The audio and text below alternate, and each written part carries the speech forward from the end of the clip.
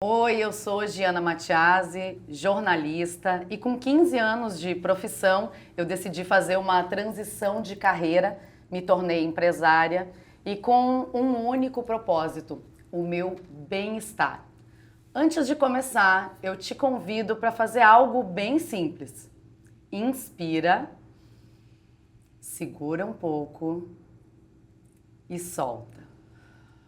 Esse é o Respira, um podcast para falar de saúde física, saúde mental, de bem viver, sem pressa, sem culpa e sem aquelas fórmulas mágicas que normalmente nem funcionam. E para começar, eu convidei o psicólogo Vinícius Farani. Ele tem mais de 20 anos de experiência, é professor, é mestre, doutor. Vinícius, se apresenta um pouquinho. Olá, querida. Em primeiro lugar, agradeço esse convite. Bom, hoje eu trabalho na clínica, na verdade já tenho 20 anos de experiência clínica. Trabalho como sou doutorado na área de família, mestrado e doutorado na área de família, livro publicado sobre casal. Hoje eu também, inclusive, trazendo já o tema da saúde mental, tenho feito muito trabalho com empresas, inclusive, por conta dessa preocupação sobre como anda a saúde mental da nossa população. Gente, eu conheci o Vinícius fazendo uma série para TV. A gente fez o Desabafos no Divã e ele ia para as ruas e conversava com as pessoas nas ruas. E a gente percebe que essa questão da ansiedade, da saúde mental é muito mais comum do que a gente pensa. Eu olhei aqui, tem dados da OMS, Vinícius, que falam que 9,3% da população brasileira convive com a ansiedade. O que está acontecendo? A gente está mais ansioso? A gente está mais atento agora a esses problemas de saúde mental? Bom, podemos dizer que um pouco dos dois. Lembrando, né, que desde antes da pandemia, a OMS, né, a Organização Mundial de Saúde, já definia que nós éramos o século da ansiedade e da depressão, não apenas no Brasil, mas no mundo. A pandemia piorou o que já não estava bem, né? E mais a gente percebe que tem uma série de fatores que vêm contribuindo para esse aumento da ansiedade e da depressão, mas um elemento fundamental é que a ansiedade muitas vezes está vinculada a contexto. Não é uma coisa apenas da pessoa, mas é uma coisa que tem muito a ver com as relações. Então nós temos um contexto socioeconômico político que afeta muito a produção de ansiedade. Então, a instabilidade, uma série de fatores que tende a produzir muita ansiedade, como a questão da violência também. Sim, é muito difícil você viver bem se quando você vai olhar na sua casa e você percebe que a sua alimentação não está boa porque você não tem dinheiro para comprar uma comida de qualidade, ou porque as contas estão chegando e você não tem dinheiro para pagar todas as suas contas. E a depender do lugar onde você mora, apesar de que eu acho que hoje, infelizmente, a cidade está perigosa como um todo, você ainda tem medo de sair às ruas, né? Você tem que pensar aonde você vai, o que é que você vai levar. Isso tudo contribui para que você desenvolva mais ansiedade. Sim, e isso é tão interessante, essa coisa do contexto, porque mesmo quando você trabalha com pessoas de alto padrão, né, pessoas da classe B, B+, classe A, economicamente falando, você tem pessoas que também mantêm essa ansiedade pelo fato do medo de perder, porque normalmente teve algum histórico na família, isso é muito comum. Ah, meu pai conquistou muita coisa, depois perdeu tudo, né? Então você tem as crises econômicas, você tem uma série de histórias no Brasil de políticos que fizeram coisas aí que degringoraram toda a economia do país. Então você tem uma série de fatores, então mesmo quem tem fica nesse nível de ansiedade. E aí tem duas coisas, uma é pelo medo de perder, mas a outra é pelo estilo competitivo. O brasileiro hoje, ele tem se apaixonado muito por um modelo econômico, que é um modelo que exige muita competitividade. Quem é o melhor, quem tem o carro melhor, quem tem a casa melhor, então é um modelo de comparação. E neste modelo de comparação, nunca nada é suficiente. Sim. Então não importa quanto você tenha, e acredite, lá no consultório eu ouço de pessoas que têm uma vasta tranquilidade e que mesmo assim tem essa comparação, porque não sei quem agora tem mais, e se eu pudesse ter aquilo.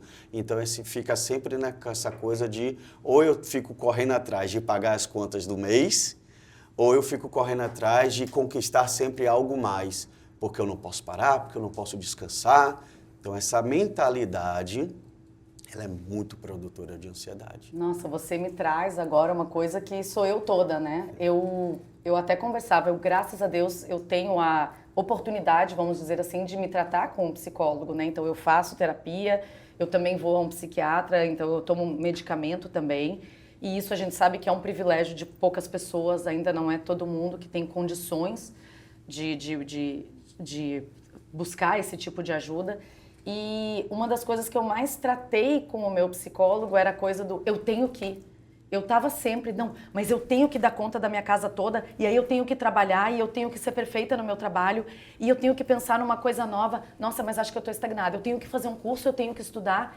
Eu estava sempre no eu tenho que. E às vezes até o lazer parecia que não, mas eu tenho que ir, porque se eu não for, eu não tô dando, né? E aí até o lazer virou uma coisa que me sobrecarregava. Isso, perfeito. Eu só vou fazer uma pequena correção, porque eu gosto de lembrar que o SUS, por todos os problemas que ele tem, ele é considerado, e ele na prática, ele verdadeiramente funciona como um dos melhores sistemas de saúde do mundo. Porque lógico que tem todos os problemas, não é interessante economicamente, inclusive, que o SUS dê certo. Né? Eu sempre lembro que se o SUS der certo, imagine a quantidade de dinheiro que um plano de saúde pode perder. Deixar de faturar. Né? Mas, sim, hoje nós temos serviços de psiquiatria, inclusive de alto padrão, e de consultas psicológicas também que são gratuitas, né? Então você tem muitos centros hoje que tem essa possibilidade. Então começa a ser mais acessível. É o mais maravilhoso e esperado do mundo? Claro que não, mas existe essa oportunidade. Eu acho que às vezes falta mais a nossa, não sei se eu posso dizer que é uma cultura, mas assim, as pessoas ainda têm isso como um tabu. Parece que se você vai buscar ajuda para a saúde mental, você é uma pessoa louca ou você é uma pessoa desequilibrada. E aí as pessoas têm vergonha, muitas vezes, de falar isso abertamente, né? A nova geração, ela já começa a vir bem mais tranquila em relação a isso. Então, a minha geração, que foi das pessoas que vieram do século passado, e eu gosto sempre de frisar essa diferença, era uma geração de pessoas que não se cuidavam. Então, eu que trabalho muito com casal no consultório, homem não aparecia no consultório. Então, eu tinha que ensinar as mulheres como convidar o homem para ele poder participar da terapia de casal. Né? Hoje eu tenho homens que ligam para a terapia de casal. Inclusive homens que dizem, eu estou enviando, eu estou ligando, mas é para minha esposa. Então hoje a gente começa a ter um contexto de mais abertura em relação a isso. Mas o que você estava trazendo sobre a culpa é importantíssimo, porque essa é uma das grandes marcas da ansiedade. A ansiedade, ela é um bichinho que vai corroendo a nossa autoestima ou nossas emoções de uma forma muito perversa, porque é muitas vezes muito sutil. É um volume de pensamento que é muito alto, é um pensamento sempre muito negativo, que está sempre ali. Então, toda hora aparece um pensamento ruim, aí eu tenho que tirar ele. Aí vem outro pensamento ruim, eu tenho que tirar. Então, são pequenas coisas, não é nada muito catastrófico, enorme, mas é uma coisa chata, que corrói, que quando a gente menos percebe, eu já não estou conseguindo mais relaxar na praia, porque eu fico pensando no trabalho, porque eu fico pensando naquilo que eu deveria estar fazendo. Né? Então, até viajando, é interessante, porque muitas vezes quando eu trabalho com empresários, eu tenho que trabalhar 2 a 3 meses antes de uma viagem. De férias. De férias, para explicar para ele que na fila do parque da Disney, não é o momento de checar o celular e ver se tem algum e-mail, porque vai que aconteceu alguma coisa. Né? Não, é o momento de olhar o filho, é o momento de olhar a esposa, é o momento de estar ali, né? Porque naquele momento o mundo não vai se acabar. Né? É aquele momento mas você vai acabar seu casamento.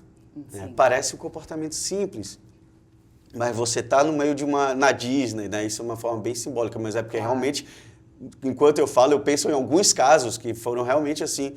E aí, de repente, o parceiro ou a parceira olha e está a pessoa checando o celular e a pessoa entende na mesma hora que a cabeça não está ali, não está com a família, a cabeça está no trabalho. A impressão que eu tinha, e aí eu posso falar da minha experiência, era exatamente essa, assim. Quando eu estava no trabalho, eu estava preocupada com coisas lá na frente. Quando eu estava em casa, eu estava preocupada com coisas do trabalho. Tipo, me culpando porque às vezes aquele meu trabalho não tinha sido tão bom quanto eu gostaria. Então, a impressão, hoje, olhando para trás, eu vejo que eu nunca estava vivendo o momento presente, né? Eu estava sempre pensando ou em algo atrás e isso me gerava culpa, ou preocupada com algo na frente e isso me gerava ansiedade. Sim, sim. E essa é a grande questão da ansiedade. A ansiedade, ela nunca nos permite estar no presente. Uma vez eu participei de um curso com os indianos, e curso de meditação, e eles diziam, no presente não há sentimento.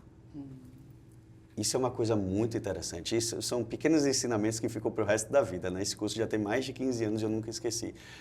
Se você observar, né, por que a meditação é tão difícil e o que é que a meditação te faz? Te trazer para o presente.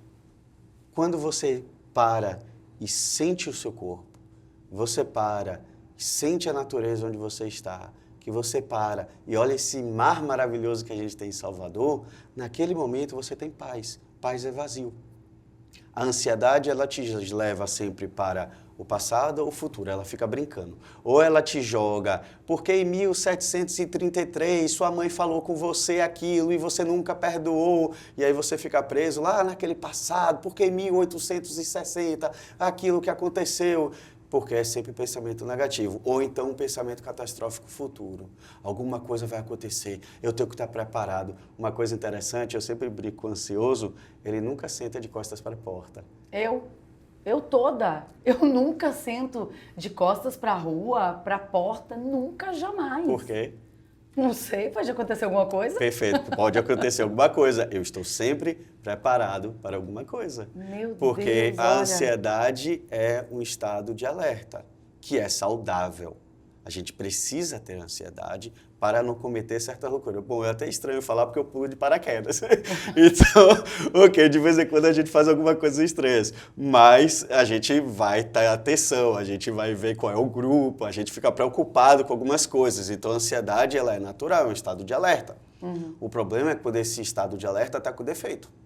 E aí, você fica alerta 24 horas. Então, você se desgasta justamente por conta desse volume de atenção desnecessária. Vinícius, quando que eu devo me preocupar? Né? Eu falei de mim, eu disse que eu fui para o médico, eu fui para o psicólogo, eu tive esse diagnóstico. Mas não é todo mundo que tem isso, né? Como você disse, a ansiedade, ela é natural e ela é necessária, né? Quando que eu devo buscar ajuda? Quando que eu entendo que isso aí já não é mais normal? Eu preciso buscar um profissional.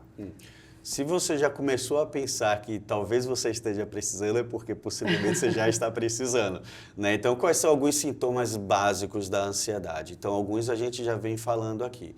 Pensamento catastrófico, para mim, é a categoria central. Então, é um pensamento que está sempre focado no problema. Eu gosto sempre de lembrar nas minhas palestras que quando a pessoa precisa fazer um uso de medicamento, né, quando ela chega a esse ponto de precisar fazer o uso do medicamento, que na verdade é para facilitar, né, o que é que acontece? O medicamento para a ansiedade é o antidepressivo. O medicamento psiquiátrico, ele tem várias funções e hoje é tudo muito mais organizado. Eu fui de uma geração que a gente lutava como psicólogo para que as pessoas não fossem para o psiquiatra, né? Então, assim, a gente tinha uma relação complicada com os psiquiatras, desculpe. Pronto. Então, a gente tinha uma relação complicada, os medicamentos não eram muito bons, então a gente lutava da maior forma. Hoje não, a qualidade dos medicamentos é muito melhor, os efeitos colaterais são muito mais baixos, então é muito mais tranquilo. Então, o medicamento para a ansiedade é um antidepressivo. Por quê? Porque até certo nível você trabalha a ansiedade, a partir daí você começa a trabalhar a depressão.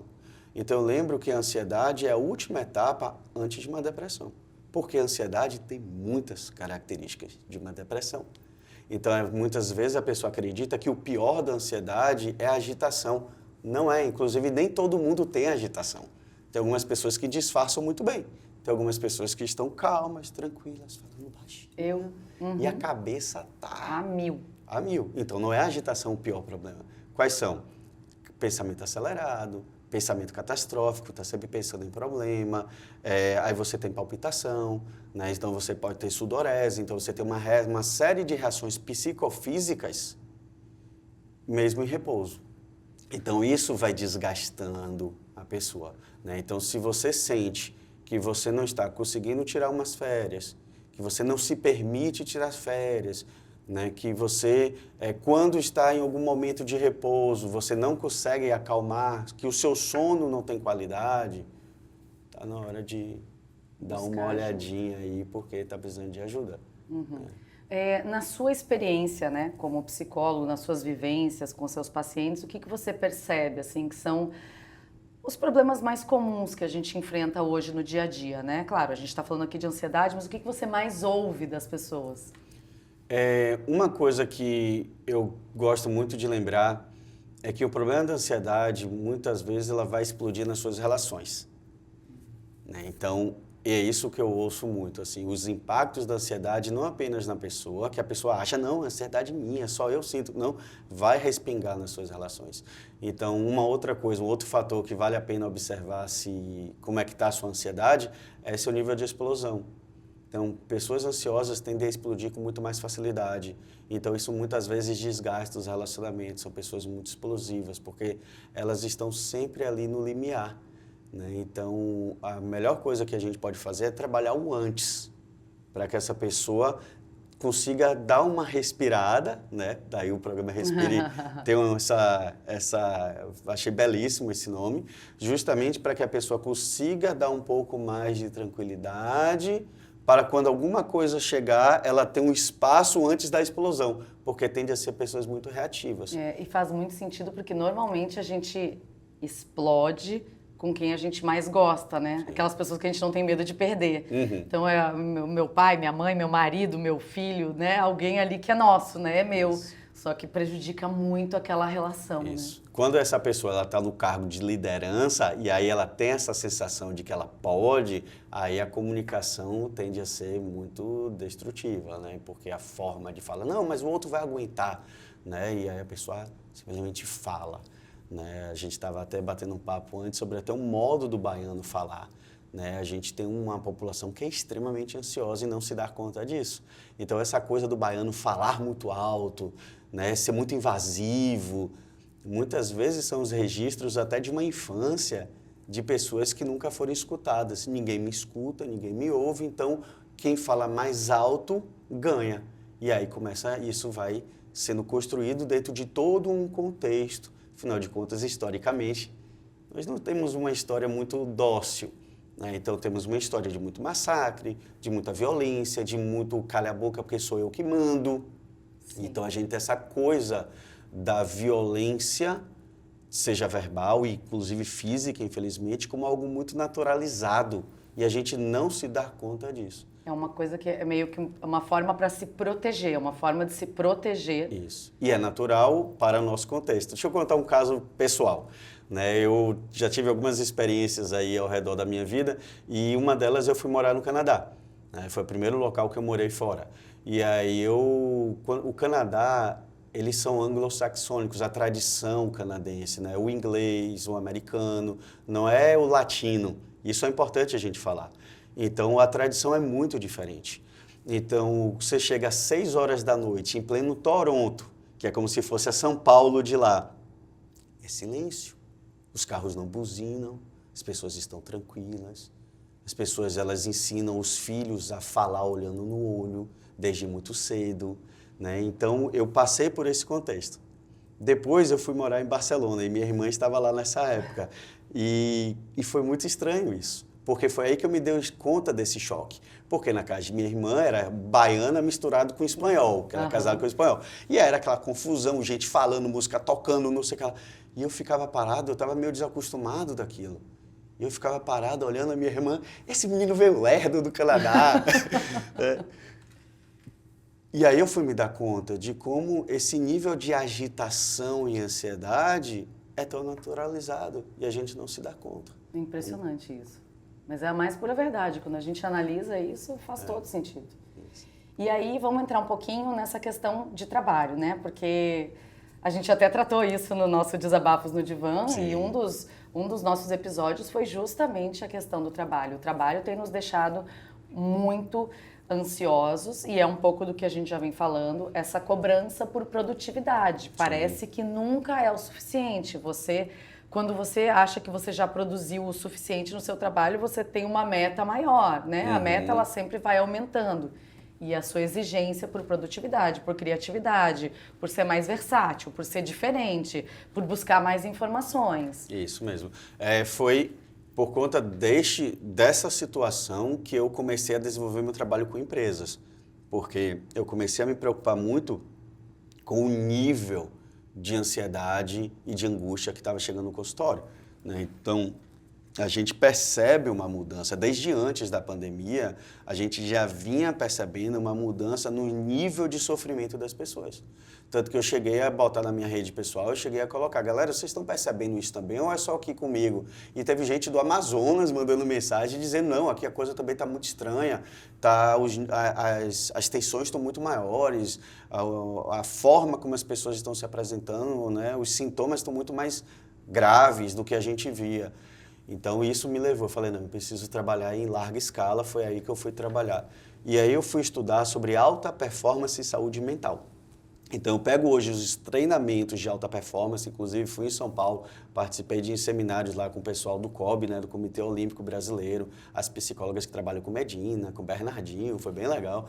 E aí eu fui aprender o que se fala hoje de alta performance para adaptar para as empresas.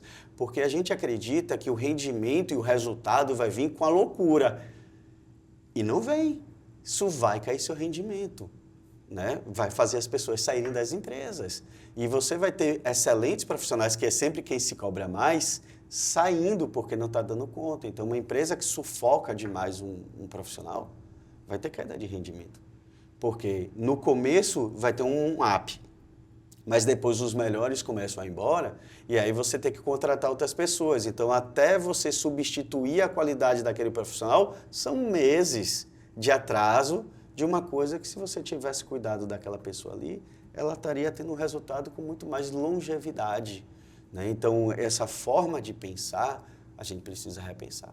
Essa coisa do desgaste desnecessário, essa cobrança infinita, isso não traz coisa muito legal, não. Pois é, e aí eu fico pensando, né, para quem está trabalhando, para quem precisa, né, está trabalhando não, mas é uma questão de a pessoa que é CLT, né, que é carteira assinada, que está trabalhando numa empresa privada, precisa dar esse rendimento, o que ela precisa fazer enquanto a empresa dela não tem alguma modificação, né, uma mudança de padrão.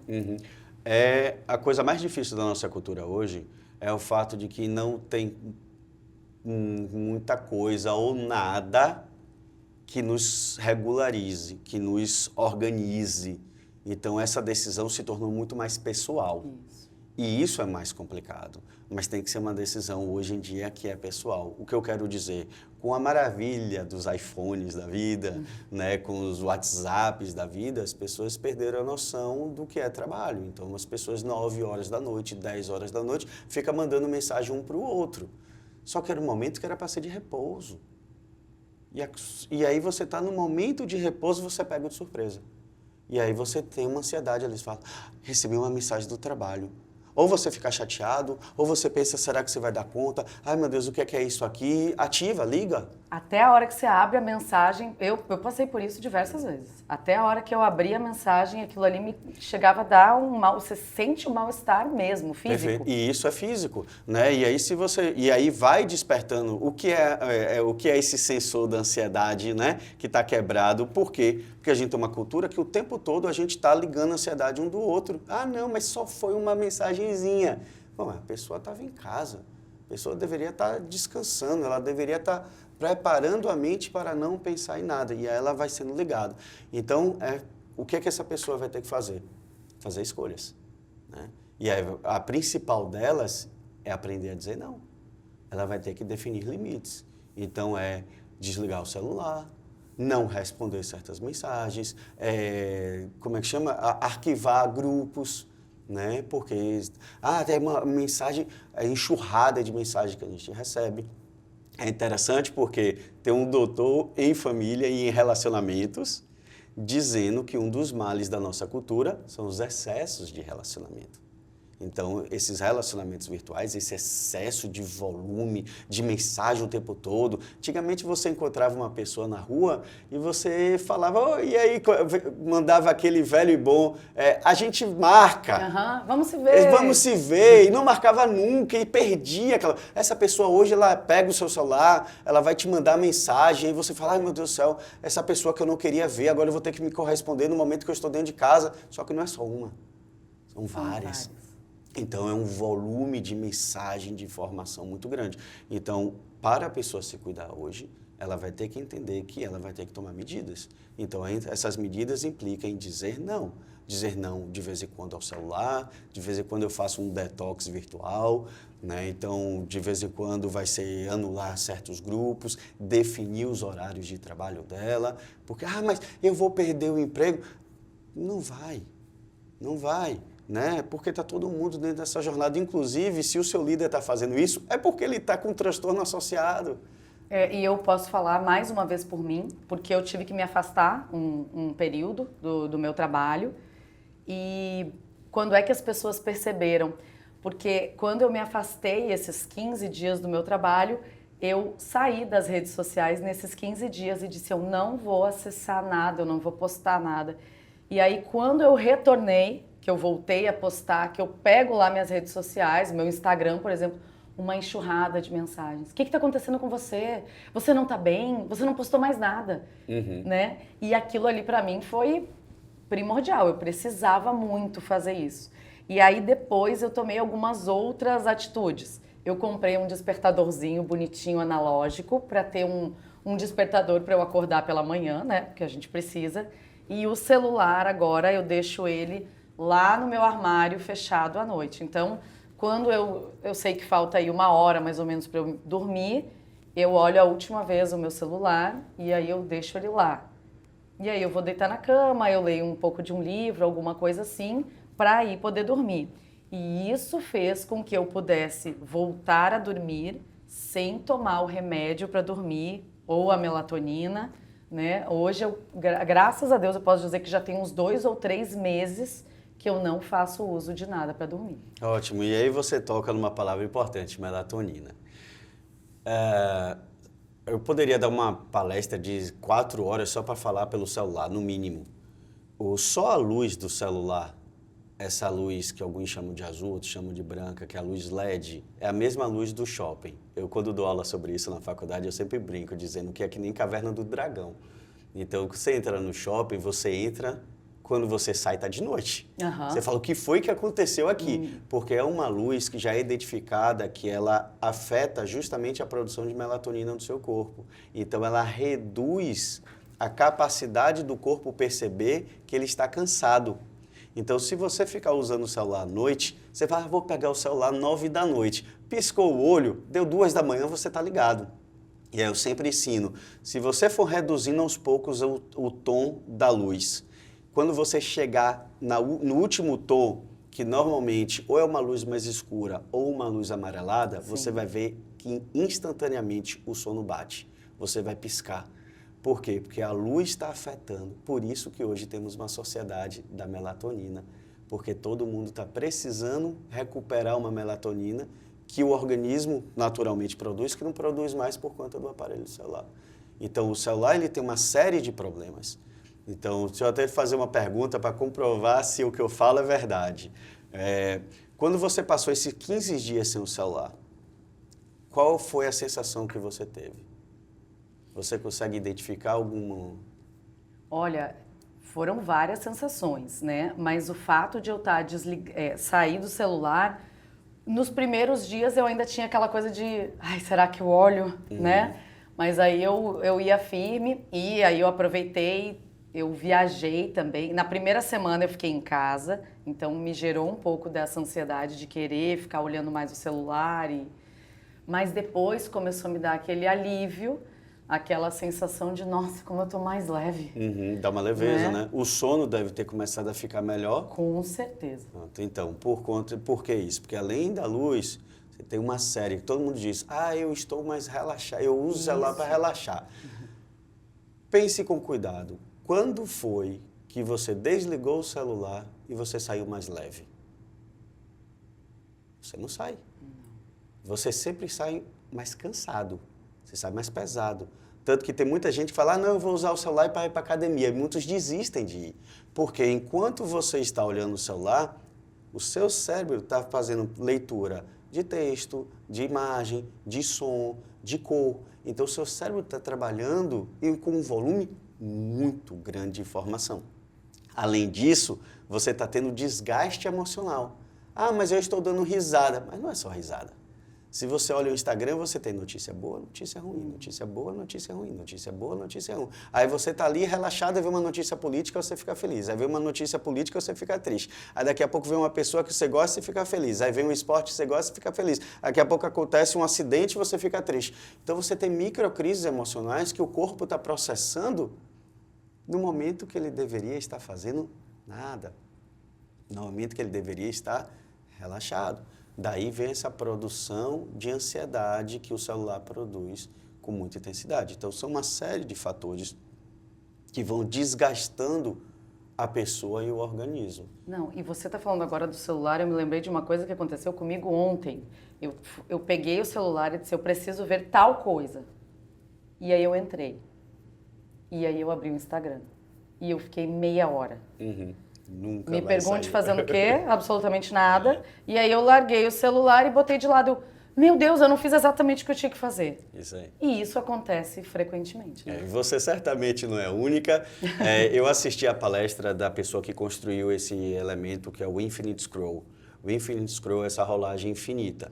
O Google, ele faz uma comparação muito interessante. O Google, quando você chega no final da página, você tem frações de segundos para você decidir se você vai para a página 2 ou não, se você vai para a página 3 ou não. Né? Então, você escolhe ali.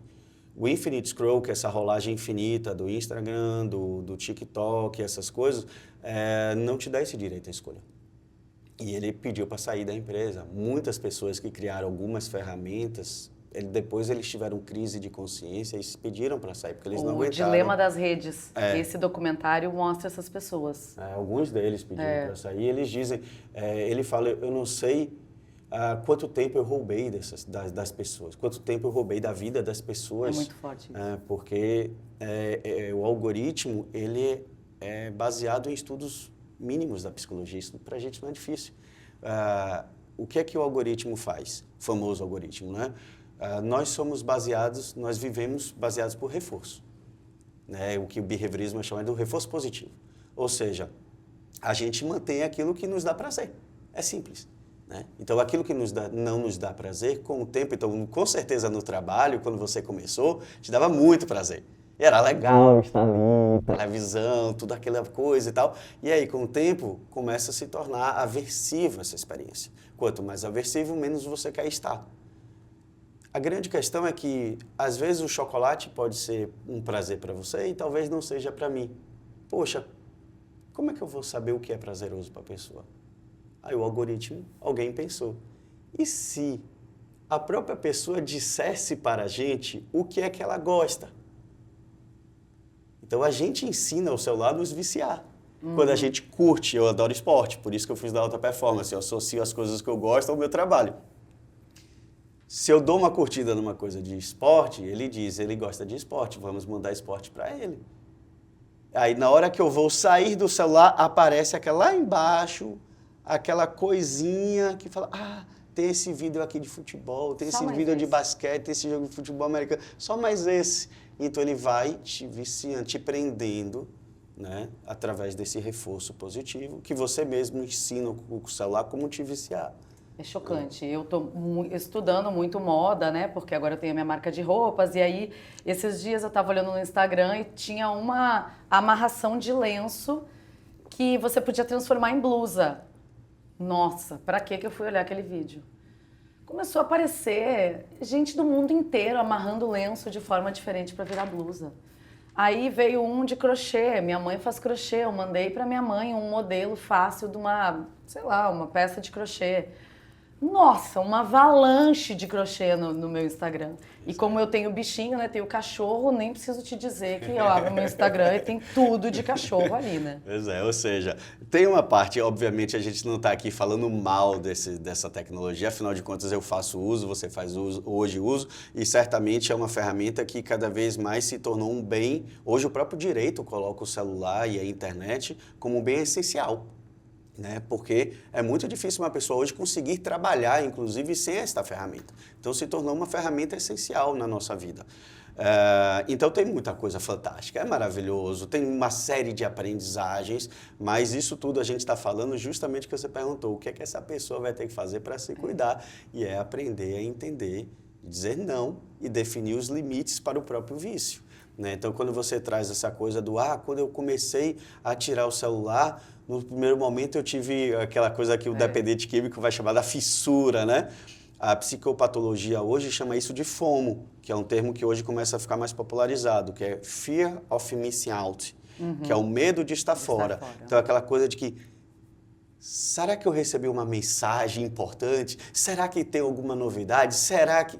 E normalmente, quase nunca tem. Você sabe que agora que eu saí da televisão, eu recebi uma enxurrada de dicas, né, de pessoas dizendo, não, você agora precisa investir nas suas redes sociais, você não pode ficar fora. E a gente sabe que isso é um pouco de verdade, mas eu também não posso desenvolver uma angústia, porque as pessoas agora não me veem mais na televisão todos os dias. Isso. E é um tal de lidar com esses sentimentos o tempo todo.